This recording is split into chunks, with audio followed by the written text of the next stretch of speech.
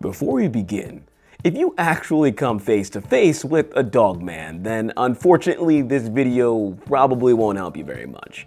That's because statistically, you're probably already dead. But luckily for you, I am not a professional. I am simply a man who would also be eaten by Dogman. And I refuse to let you go down without at least trying to increase your odds of survival. From a solid 0% to an optimistic 0.4. So don't worry, I've got your back. Sorta. It's midnight. You're in the woods when suddenly a Dogman steps out of the tree line right in front of you. It's tall, it's lean, and very hungry. What do you do? Because one choice starts a chase, another makes you look like an easy meal, but a few very specific moves might stop you from becoming a manwich entirely. And here's the thing, luckily you have me, and I won't let you down. Hopefully. Last week we talked about the famous Land Between the Lakes Dogman encounter, but today is about survival. So, what's our first instinct? To run, of course, but that is a problem. So, let's answer it. Can you outrun a Dogman? And the answer is, of course not. No offense, I don't know your cardio routine or how athletic you are. Still, it's just not happening. Maybe for whatever reason you think you can outrun a wolf. Let's just hope that for your sake, you never need to prove that. Thing is, a typical gray wolf can hit around 35 miles per hour, so our monster is most likely around that as well. Now, the fastest human ever recorded was clocked at around 27 to 28 miles per hour, and that is amazing, superhuman even. However, that was around 10 seconds in broad daylight in professional shoes on a specially designed Olympic-level track. You, on the other hand, are most likely in hiking boots or something like that, at midnight surrounded by roots, rocks, branches, and leaves. And here's where it gets even worse. Wolves are digitigrade. They move on their toes. Humans are plantigrade. We move from heel to toe. That difference increases its stride length and acceleration. So if our Dogman retained digitigrade structure while being upright, that means it has longer strides than us, better forward drive, and cleaner bursts of speed. You're not just slower, you're mechanically disadvantaged. The forest at night is not neutral ground. Your depth perception drops, your peripheral vision lies, every stick becomes an ankle trap. If you run, you're not starting a race, you're starting a chase. And you do not want to be chased. And that's not even including the fact that a canine sense of smell is like over 100 times stronger than ours. And their hearing is like, if I'm remembering this correctly, like 15 to 20 times stronger. So the big dog is already tracking you way before you're anywhere near it. So here is our very first do not be that person rule. Do not try and challenge it to some kind of foot race. This is not some kind of woodland Olympics. You are not on a track. You are in the woods, in the middle of the night, against something built for both. So if you can't outrun it, can you at least overpower it? The short answer, no. And it's not even close. Most reports describe something between 6 and 8 feet tall, sometimes even larger. Lean with long arms. So, let's start there. Longer arms mean reach advantage. In any physical confrontation, reach decides who makes contact first. If it can touch you before you touch it, then you are already behind. Now add what's on the end of those arms. Reports describe claws, long, curved blades on every finger. Longer reach plus blades? That is not a fist fight. That's just you getting shredded. And not in a good way. Such a terrible way to go. So dead. That's distance control with built-in damage. And that's before we even talk about the bite. The average gray wolf already has more than double our bite force. Scale that jaw structure upward into something 250 to 300 pounds, maybe more. If it gets one clean bite on a critical area, that will end things immediately. There will be no cinematic struggle, no dramatic comeback, just death by chomp. Oof, yikes. Super dead. Super dead. Large predators will always try to avoid injury. They don't want a prolonged fight. They do not see you as some kind of sparring partner. They see you as fast food. They only need one opening, and trust me, they will take it.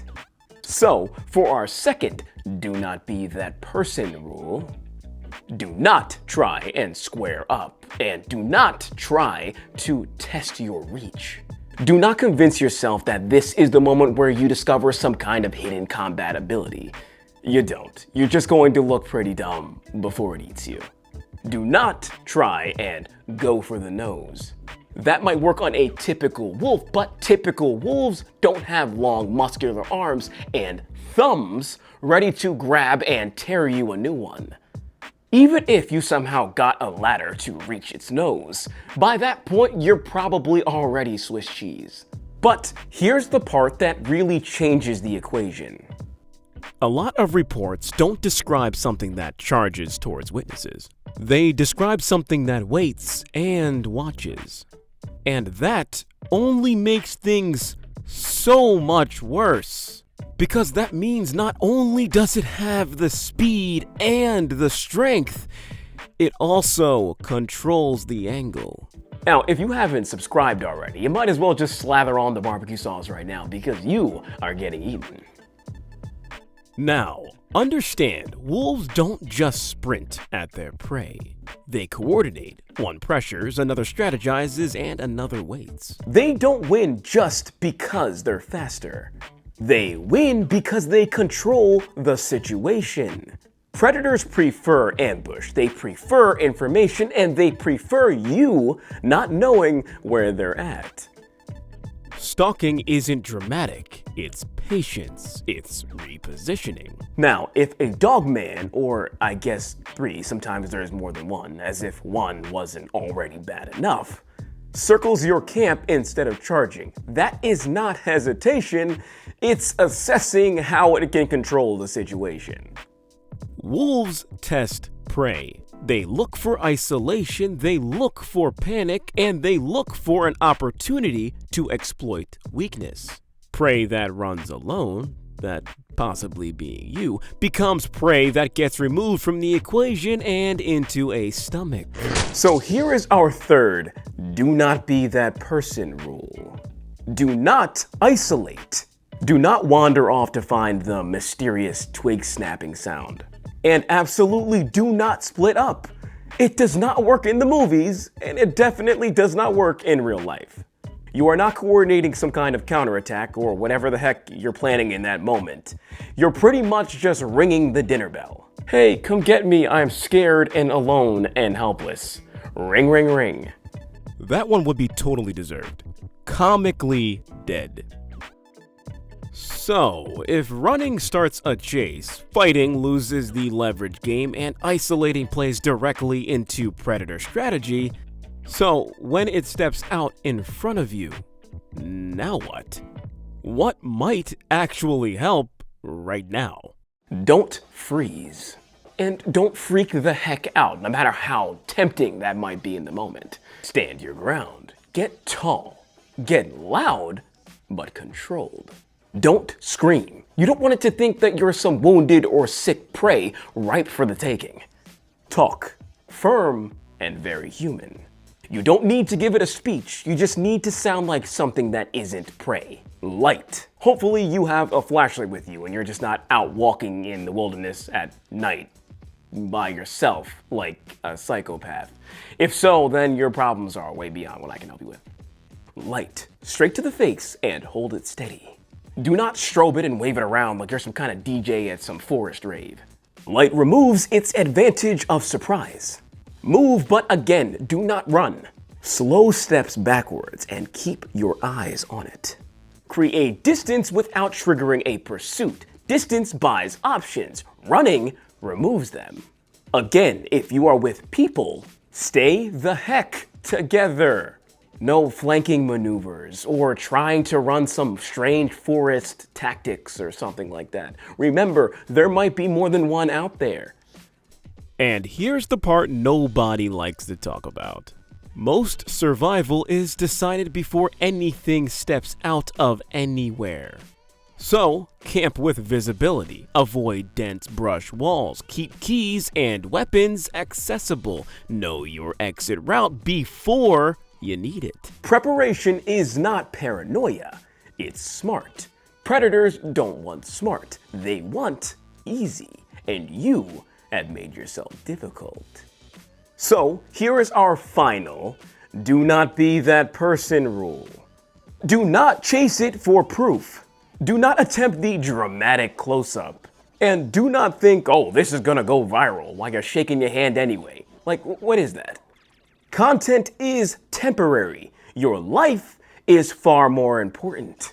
Trust me, I would absolutely love definitive Dogman proof, but it means absolutely nothing if you're being digested. So, here is the best news you're going to hear this entire video. You're probably never going to face a Dogman in the woods. But you will face the dark. You will face uncertainty. You will face moments where your brain is forced to fill in the gaps. The difference between panic and control isn't strength, it's awareness. Most wildlife encounters end with nothing happening because most predators don't want unnecessary risk. They are not looking for drama, they're looking for easy, so don't be easy.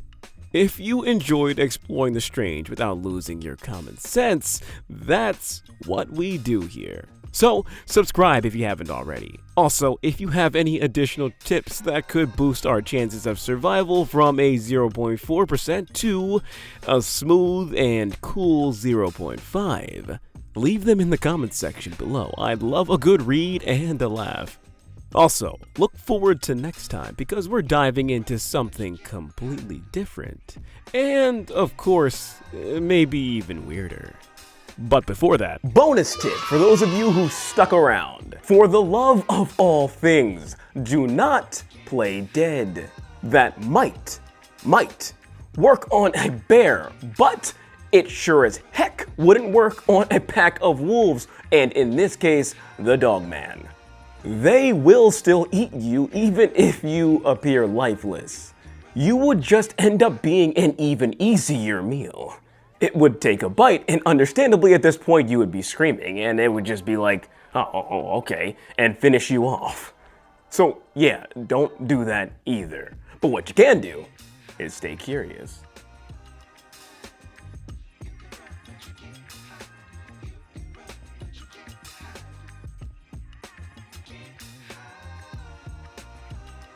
Oh, I know my limits. I'd probably last all of 5 seconds. 10 seconds if I'm lucky. Oh, I'd get eviscerated. Yeah, it wouldn't even be a challenge. It'd be like a rag doll. Honestly, I'd get pulverized. Shredded, and not in a good way. Maybe slapped out of existence. Filleted. Yeah, that's a good one. I'm not ashamed the slightest. I know I stand no chance. Thing's massive. And it has long arms and claws. Come on, I'm a regular person. Like, I stand a zero chance. Oh man, it'd be bad. It'd be comically bad. But yeah.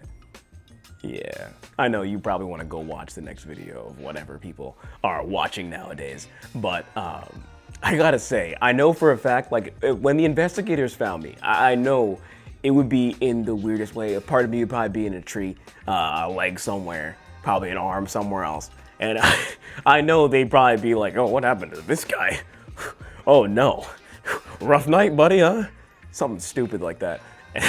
And I'd probably become like some kind of meme or something. But yeah. Ooh, I'd probably be turned like inside out. Just like, I know I wouldn't be alive at that point for obvious reasons, but they'd probably like find me or parts of me inside out or some weird thing. Oh man, Dogman is easily one of my favorite cryptids, but it seems like something that I would never want to see under any circumstance, because I know for a fact I wouldn't be able to do anything. I'd be an easy meal. Oh man. I wonder though if I taste all right. Like, that's a weird thing to think about, but I mean, we're talking about it eating people, or me in this case. So I wonder if I'd like be a decent meal if he's like, oh God, what is this? Oh boy, should have had some seasoning, you know? Honestly, I'd probably look like pulled pork or like some kind of pulled meat, you know? Just like a pile on the ground. They're like, oh my God, what is this? Little did they know. All right, I'll let you go now. I'll see you next time.